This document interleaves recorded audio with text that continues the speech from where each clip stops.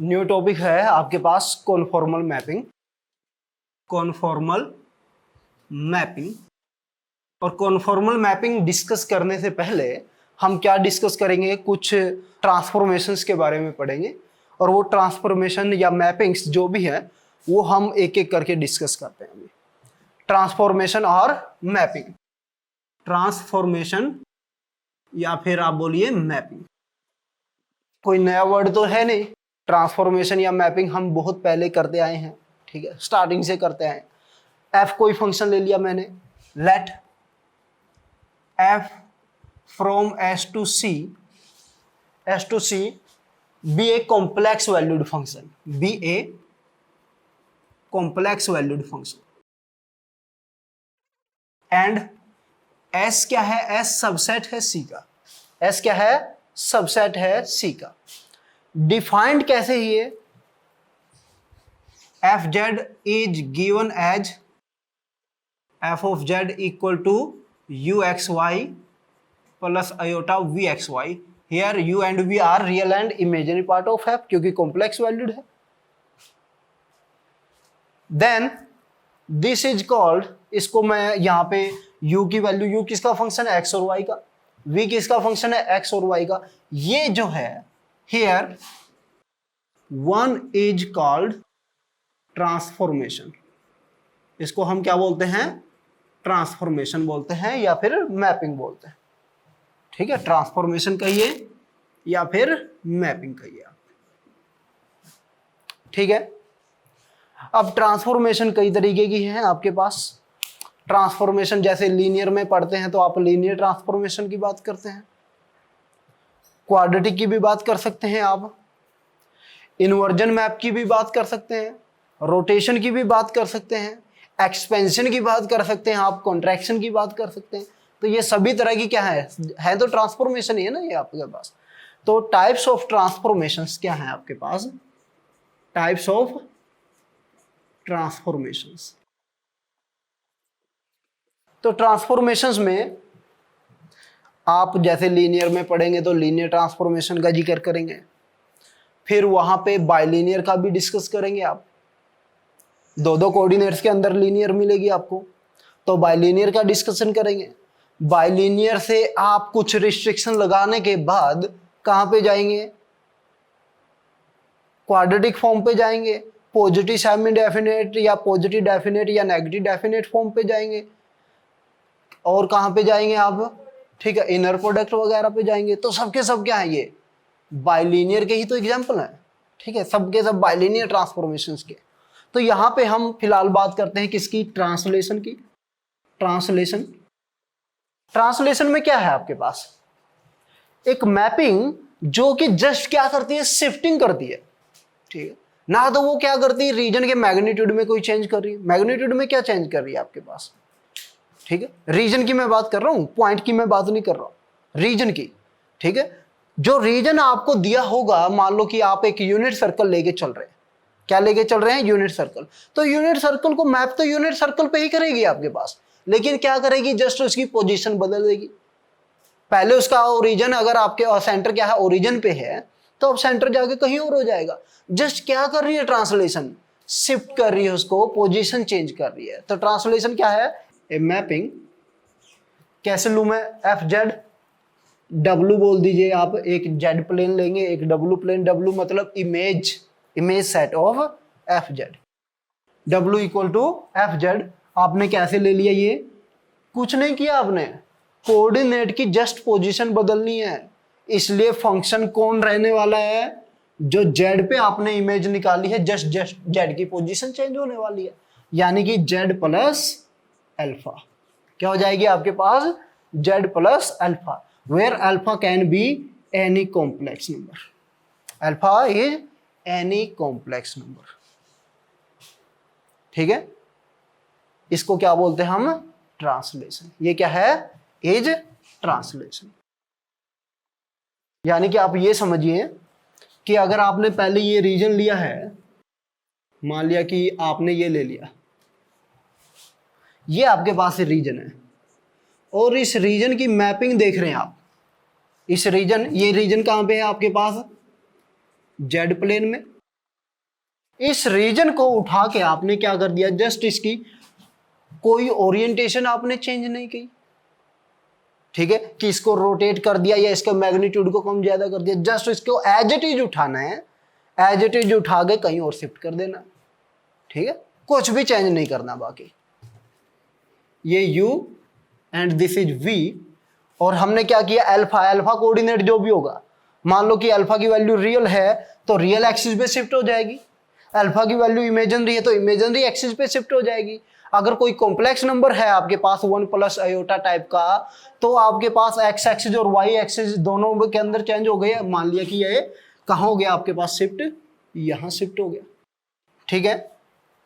तो ना तो इसका मैग्नीट्यूड चेंज हुआ, ना कोई ओरिएंटेशन चेंज हुई, जैसे ये दिख रही थी वैसे ही दिखाई देती रहेगी, जस्ट पोजीशन चेंज हो जाती है।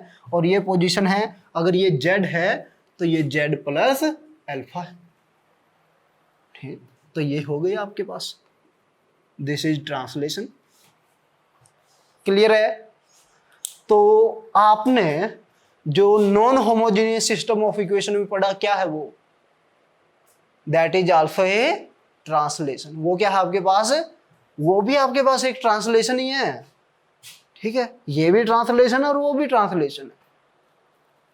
तो यहां पे मैं एक एग्जांपल ले लेता हूं, if alpha equal to a1 plus में iota a2, then F Z किसके इक्वल हो जाएगा, z की वैल्यू है x plus iota y plus में a1 प्लस आयोटा a2, तो रियल पार्ट हो जाएगा अब ax प्लस में a1 प्लस में आयोटा y प्लस a2, यानी कि रियल पार्ट जो हब हो जाएगा, यानी कि u जो हो गया u एक्स वाई, वो हो गया x प्लस में a1 एंड v एक्स वाई y प्लस a2।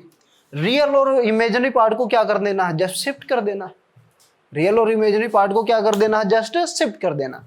अब x की जगह क्या आएगा, x प्लस में a1 और y की जगह y प्लस में a2, बस इतना चेंज है। क्लियर है? एक एग्जांपल ले लेता हूं, f z equal to z plus alpha, क्या लूं, 1 प्लस आयोटा ले लेता हूं, 1 प्लस आयोटा। इफ जेड क्या है, आपने रीजन क्या लिया है, अगर रीजन क्या लिया है आपने, रीजन ये लिया है जिसको आप मैप कर रहे हैं अंडर एफ, वो रीजन मैंने मान लिया कि एक्स की वैल्यू मैं ले रहा हूं 0 से लेके 1 तक, और y की वैल्यू भी मैं 0 से लेके 1 तक ले रहा हूं, ये वाला रीजन ले लिया, ये रीजन लिया मैंने, ठीक है। अब इस रीजन में क्या हुआ, x की वैल्यू आपने 0 से 1 और y की वैल्यू भी 0 से 1, यानी कि फर्स्ट क्वाड्रेंट में एक तरह से ये रीजन हो गया, बोल सकते हैं ये है जेड प्लेन, ये वाला रीजन आपने ले लिया, x की वैल्यू ये 0, यहां पे 1, या फिर पॉइंट की टर्म में लिख लीजिए 1 0, ये हो गया आपके पास 1 1 और ये 0 1, ये है आपके पास। अब हुआ क्या, अंडर एफ ऑफ जेड क्या हो गया आपके पास, x प्लस आयोटा y, 1 को x के साथ शिफ्ट करेंगे, प्लस में आयोटा y प्लस में 1 हो जाएगा, इस तरह से हो जाएगा। अब नया रीजन क्या होने वाला है, ये u और ये आपके पास v, न्यू रीजन क्या हो जाएगा, यहां पे ये हो गया u प्लस आयोटा v। अब x की वैल्यू 0 से 1 है तो u की वैल्यू क्या हो जाएगी, since x from 0 to 1, this implies u जो हो जाएगा आपके पास 1 से लेके 2 तक, और y जो है आपके पास ये भी 0 से 1 है, दिस इंप्लाइज v क्या हो जाएगा, v है जो y प्लस 1 है, ये भी 1 से लेके 2 तक। क्या हुआ, जस्ट x कोऑर्डिनेट एक स्टेप आगे चला गया, y कोऑर्डिनेट एक स्टेप क्या है ऊपर चला गया आपके पास, यही तो होने वाला है, रियल और इमेजिनरी कह लो। तो ये हो गया आपके पास, यहां कहीं शिफ्ट हो गया, u क्या हो गया आपके पास, ये u इक्वल टू 1 0, ये है आपके पास 2 0, ये कोऑर्डिनेट क्या हो गया आपके पास 0 1 0 2, ये हो गया आपके पास 2 2, यहां शिफ्ट हो गया। ठीक है, क्लियर है? This is translation. ये क्या आपके पास ट्रांसलेशन है। कोऑर्डिनेट अगर मेंशन करना चाहते हैं मेंशन कर दीजिएगा। ये 1 1 हो गया, ये आपके पास 1 2 हो गया, और इस तरफ ये जेड प्लेन था और ये क्या है आपके पास डब्ल्यू प्लेन है। अब मैं क्या चाहता हूं कि अगर मुझे इसको रोटेट करना है या इसके मैग्नीट्यूड को कम ज्यादा करना है, अगर मैग्नीट्यूड को केवल बढ़ाना है तो मुझे क्या करना पड़ेगा, यहां पे कोफिशिएंट बदलने की जरूरत है। बस जेड की जगह 2z कर देते हैं, मैग्नीट्यूड क्या हो जाएगा, डबल हो जाएगा, 3z 4z। तो मैग्नीट्यूड जितना बढ़ाना है उतने नंबर से मल्टीप्लाई करते हैं। और अगर रोटेशन की बात हो, रोटेशन की बात हो तो केवल आर्ग्यूमेंट चेंज करने की जरूरत है, मैग्नीट्यूड नहीं, केवल किसकी, आर्ग्यूमेंट चेंज। आर्ग्यूमेंट चेंज कैसे किया जाता है, बस घुमाने की जरूरत है ना उसको। और उसके लिए क्या करेंगे, e to the power iota theta, जहां पे मैग्नीट्यूड 1 होता, मैग्नीट्यूड में कोई इफेक्ट नहीं आएगा, लेकिन क्या हो जाएगा e to the power iota theta. अगर थीटा π/4 लिया तो π/4 से रोटेट कर देगा, π/2 लिया तो π/2 से रोटेट कर देगा। तो मैं आगे बात करता हूं रोटेशन एंड मैग्निफिकेशन दोनों की एक साथ, रोटेशन एंड मैग्निफिकेशन। इसमें पहले नोट करके एक लिख लीजिए, नोट करके क्या लिख सकते हैं आप, for system of linear equations ax equal to 0, solution set f of 1 is a vector space, is a vector space। क्या बनता है, एक वेक्टर स्पेस बनता है। एंड डायमेंशन ऑफ s किसके इक्वल हो जाती है, नंबर ऑफ कॉलम। मान लो कि आपके पास मैट्रिक्स ए स्केयर दे भी हो सकती है, नहीं भी स्केयर है या नहीं है इसकी तो कोई गारंटी नहीं है ना। क्या नॉन स्केयर में बात नहीं कर सकते क्या, सिस्टम ऑफ इक्वेशन में तो नॉन स्केयर की भी बात होती है। तो नॉन स्केयर की बात है तो मैं टारगेट करता हूं केवल और केवल नंबर ऑफ कॉलम, क्योंकि नंबर ऑफ रो का रोल नहीं होता ज्यादा, कॉलम का रोल है। रैंक और नलिटी डिसाइड करने में रो का कम रोल होता है, कॉलम का ज्यादा होता है। ठीक है, rank plus nullity number of columns के इक्वल होती है, ना कि नंबर ऑफ रोज के इक्वल।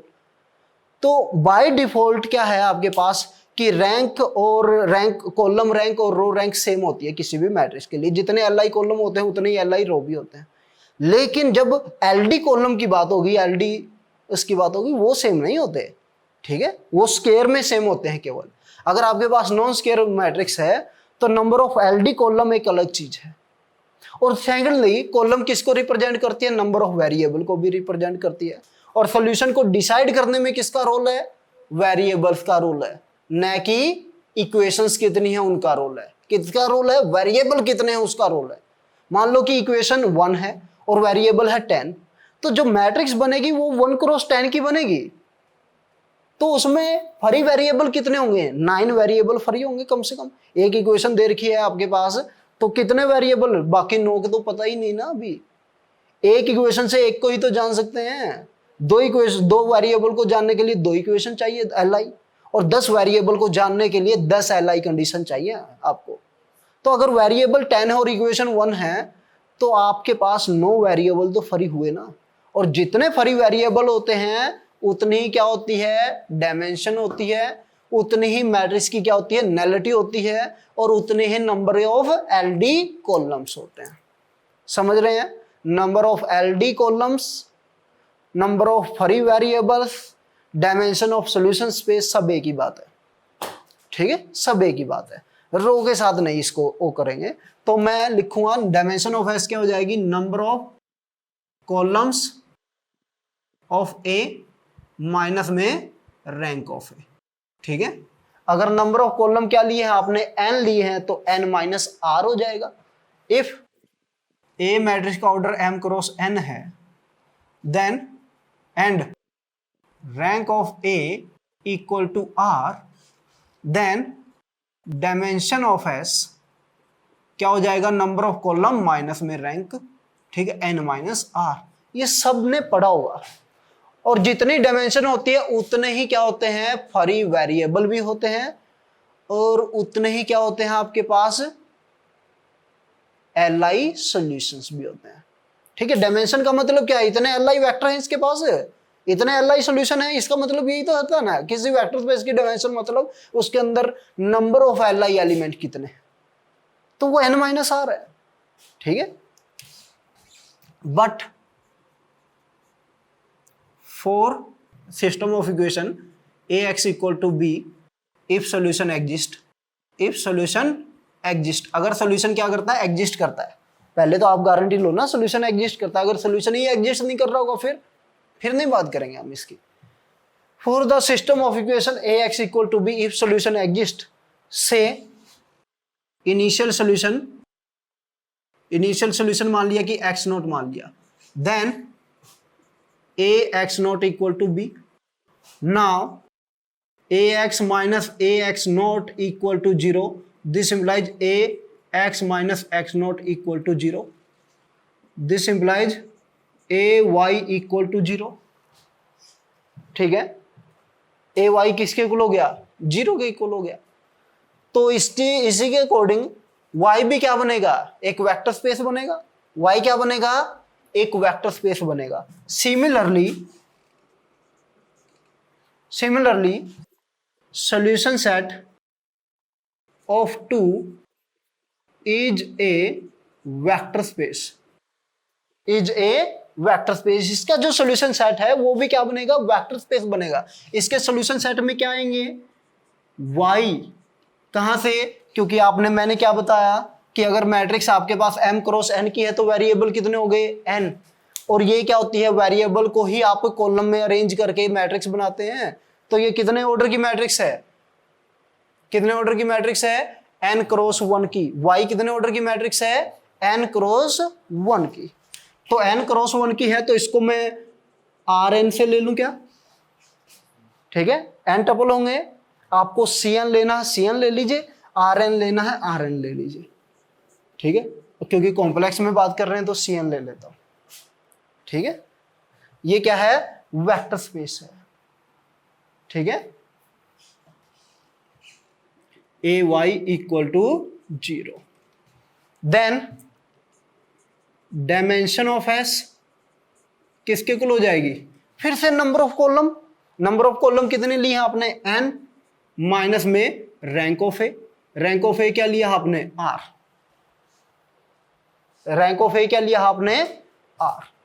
ठीक है, यही हो जाएगी इसकी भी डायमेंशन। इसको आपने s नाम दिया है तो इसको नाम दे दीजिए s1 नाम दे दीजिए।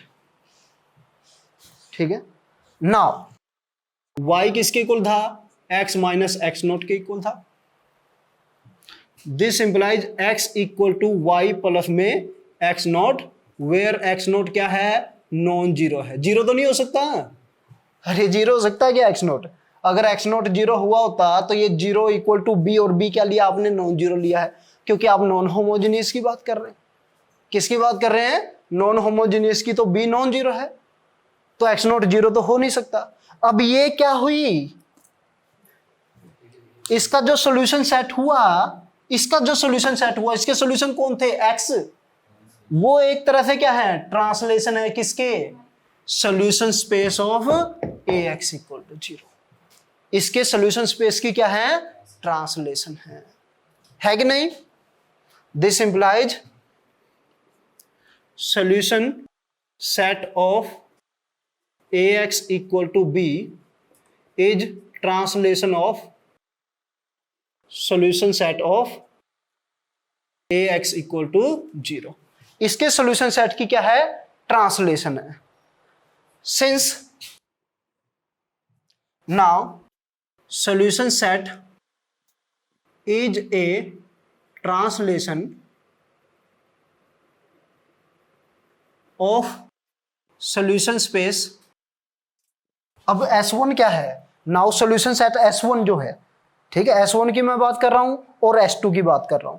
S2 ले लेता हूं मैं, यहां पे एक अलग से मेंशन कर लेता हूं। Now solution set of ax equal to b is s2 और s2 क्या हो गया x equal to y plus में x naught ax equal to b, ठीक है।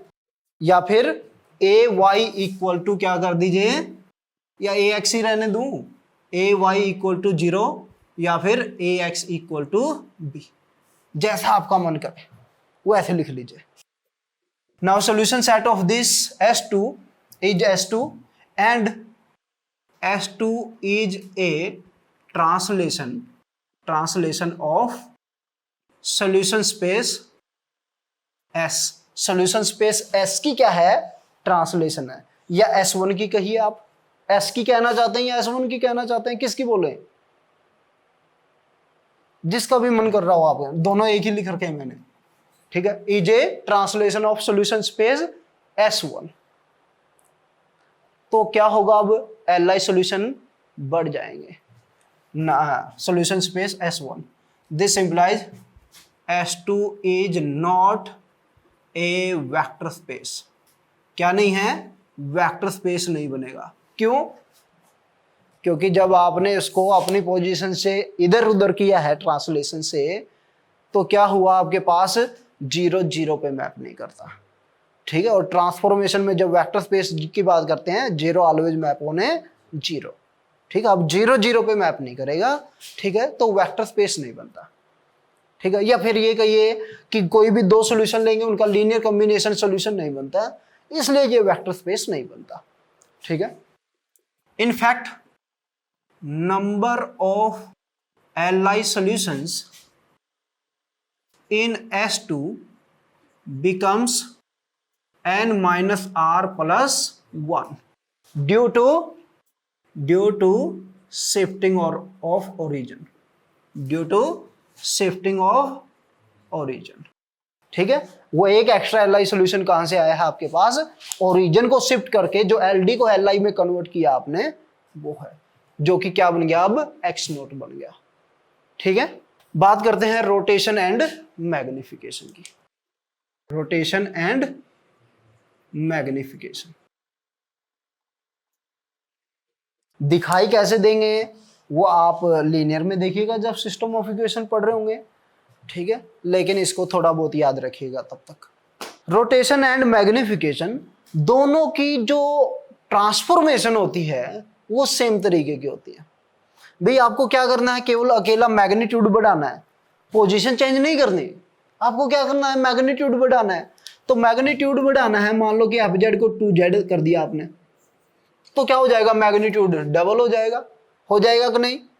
अगर आपको मन हुआ मैग्नीट्यूड रिड्यूस करना है तो आपने ये कर दिया, तो मैग्नीट्यूड क्या हो गया, रिड्यूस हो गया बाई 1/2, है ना। अगर आपको अब रोटेशन करने का मन हुआ तो आपको क्या करना है, केवल और केवल मैं इसको मल्टीप्लाई कर देता हूं a से, az, जहां पे a का मैग्नीट्यूड 1 है, लेकिन a को कैसे लिख लिया, e⁴ अब होगा क्या, ये π/4 डिग्री से क्या कर देगा, उसको रोटेट कर देगा पूरे रीजन को क्या कर देगा, आपके पास π/4 से रोटेट कर देगा। क्यों, क्योंकि इसका जो आर्ग्यूमेंट होगा आपकी बार, अगर इसका z का आर्ग्यूमेंट आपने लिखा है, ये आर्ग्यूमेंट इसको कैसे लिख सकते हैं, a को मैग्नीट्यूड ऑफ a इंटू में, अरे किसी भी कॉम्प्लेक्स नंबर को कैसे लिखा जाता है, मैग्नीट्यूड इंटू में e⁴ ऐसे ना। अब f ऑफ z क्या हो जाएगा आपके पास, a का मैग्नीट्यूड तो 1 है, ठीक है, और एंगल कितना है, π/4 है। a का कैसे लिख सकता हूं मैं, a को लिख सकता हूं मैग्नीट्यूड ऑफ a इंटू में e⁴ लिख सकता हूं कि नहीं। किसी भी कॉम्प्लेक्स नंबर को लिखा जाता है मैग्नीट्यूड इंटू में e⁴ उसका आर्ग्यूमेंट, ऐसे लिखा जाता है। तो इसको लिखा जा सकता है मैग्नीट्यूड ऑफ a इंटू में e⁴ और इसको लिखा जा सकता है r e⁴ अब यहां से मैग्नीट्यूड a का क्या लिया आपने, 1 लिया है, तो क्या बन गया, ये e⁴ प्लस में π/4 साथ में r है।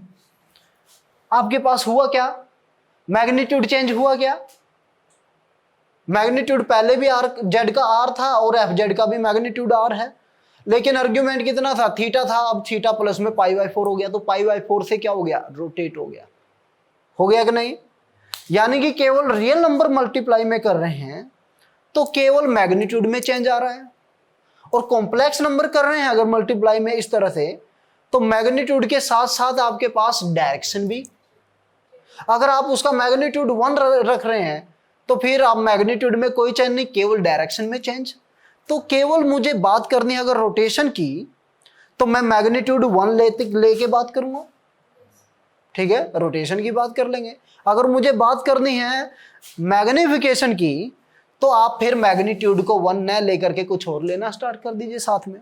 अगर आपको दोनों की बात करनी है, ठीक है, मैग्निफिकेशन भी चाहिए, तो मैग्नीट्यूड 1 के अलावा कुछ रखिए, ठीक है, और आपको रोटेशन भी चाहिए, तो उसका जो है आपके पास आर्ग्यूमेंट वो भी नॉन जीरो लेने की कोशिश करेंगे, ठीक है।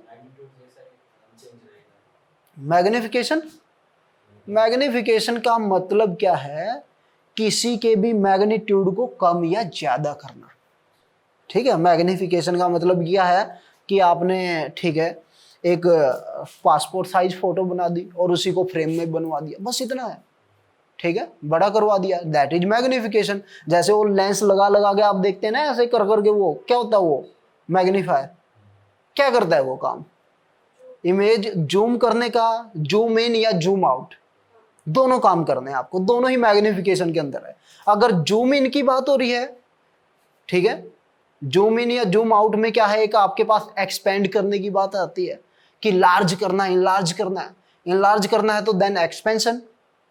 और अगर आपको क्या है, ठीक है, उसको स्मॉल करना है देन कॉन्ट्रैक्शन, ठीक है, ठीक है, बस साइज कम ज्यादा और क्या, ठीक है। तो मैं बात करता हूं दोनों की ट्रांसफॉर्मेशन क्या होगी, सेम तरीके से, ठीक है, दोनों की ट्रांसफॉर्मेशन क्या होगी, सेम तरीके से। The mapping f z equal to a z. अब ए को 0 लिया तो जो पर्पज है रोटेशन का, मैग्निफिकेशन का, वो खत्म, ठीक है।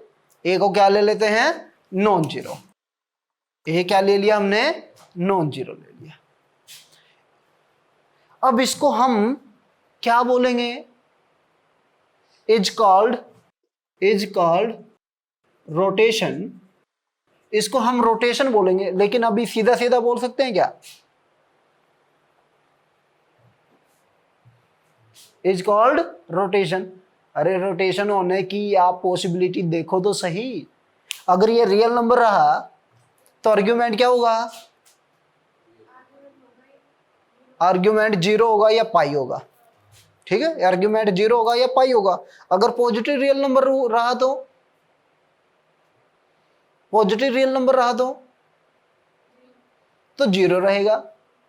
अगर पॉजिटिव रियल नंबर रहा तो केवल क्या करेगा, ये उसके मैग्नीट्यूड को कम ज्यादा कर रहा है, ठीक है, कोई रोटेशन कर रहा है क्या, नहीं कर रहा है, ठीक है। तो मैं क्या कोशिश करूंगा कि आपके पास ये पॉजिटिव रियल नंबर कम से कम ना हो, ठीक है। अगर रोटेशन की बात करनी भी है, कम से कम ये पॉजिटिव रियल नंबर तो ना हो, ठीक है।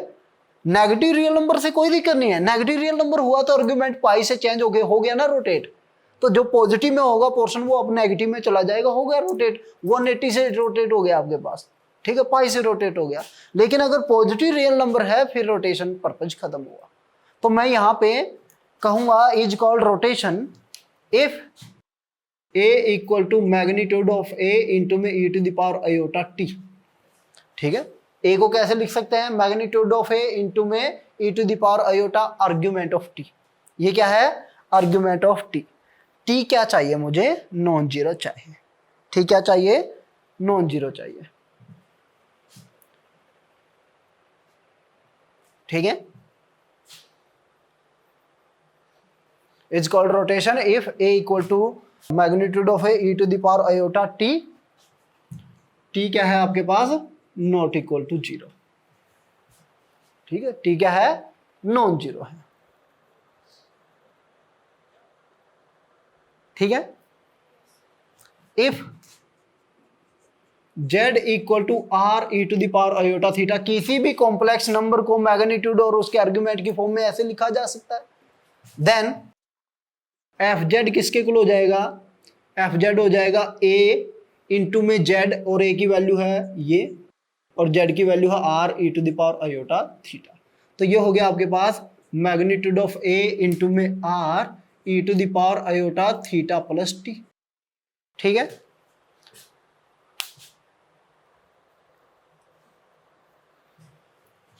एफ जेड हो गया आपने आपके पास magnitude of A R E to the power iota theta plus T. अब इसने क्या किया है, इस मैपिंग ने क्या किया है, रोटेट कर दिया है। कितने एंगल से, टी से, टी एंगल से क्या कर दिया इसने, रोटेट कर दिया कि नहीं।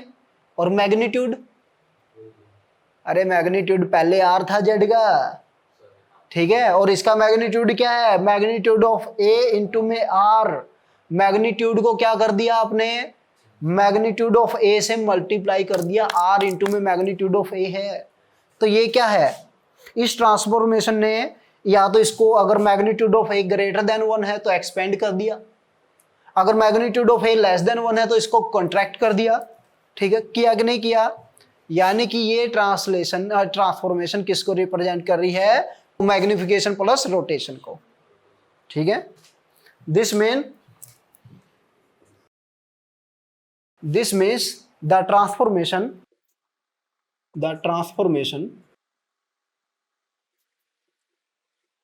rotates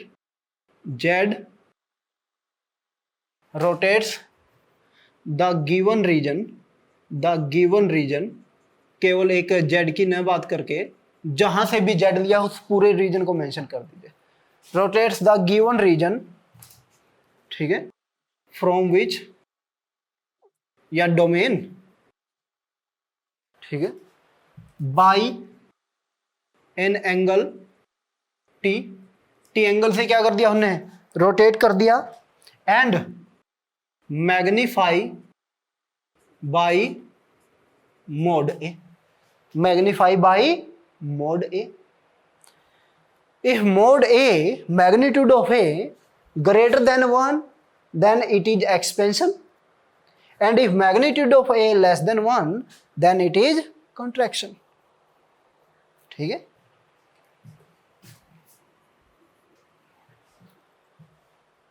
दोनों को हम अलग अलग कर सकते थे लेकिन किया नहीं, लेकिन मैंने बता दिया केवल पॉजिटिव रियल नंबर है तो आपके पास इट इज कॉल्ड मैग्निफिकेशन और कंट्रैक्शन, और अगर उसके अलावा कुछ है आपके पास नॉन जीरो है तो इसमें क्या होगी, फिर रोटेशन भी इन्वॉल्व हो गई। अगर इसका मैग्नीट्यूड आपने 1 रख लिया, मैग्नीट्यूड 1 रख लिया और पॉजिटिव रियल नंबर की जगह कुछ और ले लिया, then it is rotation, it is not a magnification, then it is a rotation. ठीक है, if magnitude of A greater than 1 then given transformation expand, if expand the region, if magnitude of A less than 1 then given transformation contract the region। Clear है, done. If magnitude of A equal to 1 and T not equal to 0 then it is rotation only। if A is positive real number then it is magnification only। सारी बातें clear हैं अभी तक। चलो मैं एक example ले लेता हूं जहां पे मैं बात करूंगा केवल रोटेशन की, फिर मैं बात करूंगा एक्सपेंशन में, मैग्निफिकेशन में, एक्सपेंशन और कॉन्ट्रैक्शन की। एक एक एग्जांपल ले लेता हूं मैं, आपको समझ में आ जाएगा क्या क्या यूज किया हमने। एग्जांपल पहले मैं रोटेशन का ले लेता हूं। रोटेशन में क्या लिया मैंने, एक रीजन आप ले लीजिए, रीजन मैं ले लेता हूं, क्या लूं बोलो, वही ले लेता हूं जो पहले लिया, एंड y की वैल्यू आपने 0 से 1, ये है अपने रीजन जहां से आपको z कोऑर्डिनेट लेने हैं, ठीक है, ये है रीजन। और एफ जेड क्या लिया आपने, f z equal to e to the power iota pi by 4, ठीक है, इनटू में जेड, ये है, ठीक है। ए क्या लिया है, E to the power iota pi by 4 1 E to the power iota pi by 4 ये लिया है। मैग्नीट्यूड कितना है, 1 है, मैग्नीट्यूड क्या है, 1 है, मैग्नीट्यूड कितना है इसका, 1 है। और आपने आर्ग्यूमेंट कितना लिया है, नॉन जीरो लिया है, तो क्या है ये, रोटेशन है। किसका एग्जांपल है, रोटेशन का एग्जांपल है। तो होगा क्या, ऐसे दिखाई देगा, बोलो कि ये जो आपने रीजन लिया है ये वो रीजन है, ये कोऑर्डिनेट क्या है, 0 0 1 0 1 1 एंड 0 1, ये है, this is region R, this is z plane. और अब आ जाते हैं यहां पे u and this is v। अगर आप u और v में कन्वर्ट करके देखना चाहते हैं तो u और v में कन्वर्ट करके देख लीजिएगा, उसमें क्या प्रॉब्लम है, ठीक है, कन्वर्ट करके भी देखेंगे हम थोड़ी देर में। लेकिन क्या है, अकॉर्डिंग टू सिचुएशन, कितना आर्ग्यूमेंट में चेंज हुआ, पाई बाई 4 चेंज हुआ, तो पाई बाई 4 से चेंज होगा तो रीजन कैसे होगा, पाई बाई 4 से 45 डिग्री से क्या हो जाएगा, ये रोटेट हो जाएगा, होगा कि नहीं, ये क्या हो जाएगा, रीजन पाई बाई 4 से क्या हो जाएगा, रोटेट हो जाएगा, होगा कि नहीं, कैसा दिखाई देगा कैसा दिखाई देगा, ये लाइन जाके कहां पे हो जाएगी, पाई बाई 4 पे।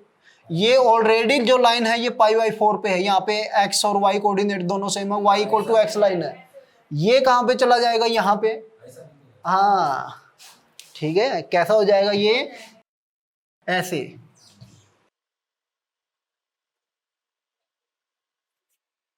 अभी काम अपना खत्म नहीं हुआ है, मुझे कुछ पूछना भी है, मैं पूछूंगा कि कौन सा पॉइंट कहां पे मैप हुआ, ठीक है, अभी अभी तो सिलसिला स्टार्ट हुआ है।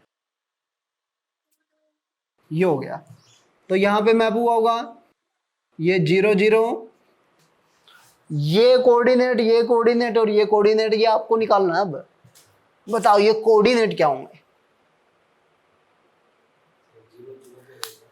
ये 1 0 कहां पे चला जाएगा, यहां पे, तो ये 1 0 क्या हो जाएगा, पॉइंट 1 0 ही रहेगा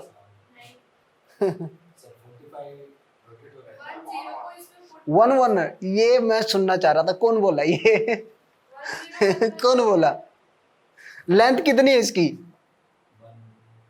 तो यहां जाने के बाद लेंथ थोड़ी बदलेगी, लेंथ तो वो नहीं रहेगी, 0 0 से 1 1, ये डायगोनल है, पता है, लेंथ 1 नहीं है इसकी, कितनी है, √2, कितनी है, √2, तो √2 थोड़ी हो जाएगी, 1 नहीं रहेगी ना बाबू, ऐसे नहीं, इसको कोऑर्डिनेट की तरह समझिए, this is cos theta and this is sine theta, cos theta and sine theta की तरह समझिए।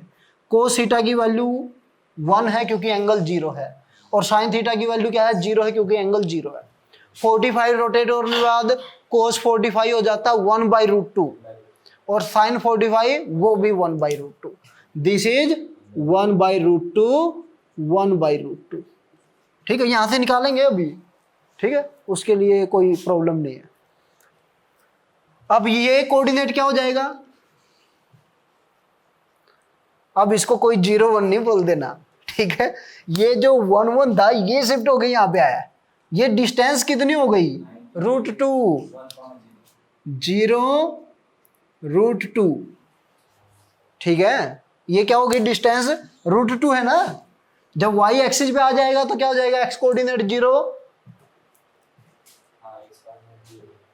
सारे एक ही, उससे नहीं लेने हैं कि चलो सर्कल को घुमा दें, सर्कल नहीं है ये, ठीक है, सर्कल नहीं है, ऑब्वियस है, ये अगर किसी सर्कल पे आता है तो उस सर्कल की रेडियस √2 है, पता है ना। 1 क्या यूनिट रेडियस के सर्कल पे आता है कभी नहीं, ठीक है। इसकी रेडियस √2 लेनी पड़ेगी, यहां से यहां √2 लेंगे रेडियस, तब जाके उस सर्कल पे आएगा। और √2 रेडियस के सर्कल को अगर 45 डिग्री से घुमाते हैं तब जाके यहां पे आएगा तो √2। ये तो यूनिट रेडियस के सर्कल पे आता है, इसमें तो कोई दिक्कत नहीं है। ये क्या हो जाएगा फिर से यहां पे -1/√2 1/√2 और ये 0 0, ये होने वाले कोऑर्डिनेट।